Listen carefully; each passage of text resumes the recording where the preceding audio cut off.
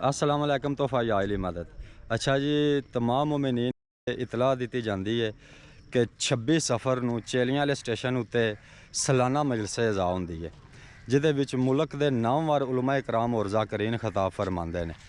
तो इस साल भी 26 सफ़र 2025 नूं चेलियां वाले स्टेशन उत्ते मजलिस इज़ा है।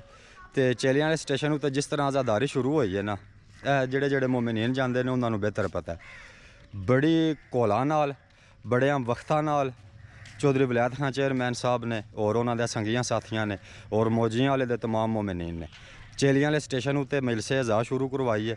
तो तुहाडे मोमिनीन अगे गुजारिश है कि जेह्ड़े जेह्ड़े वीडियो पे वेखदे हो, यकीनी गल मुल्क दे नामवर ज़ाकर ने।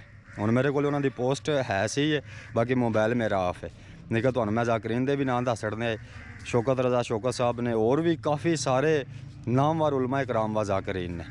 तो चेलियां वाले स्टेशन उत्ते मेरी गुजारिश है तमाम मोमिनीन अगे कि तुसी मजलिस इज़ा विच ज़रूर शिरकत करनी है। तो इस साल उन्होंने मशहूर मरूफ नोए खान पार्टी भी बुलाई है।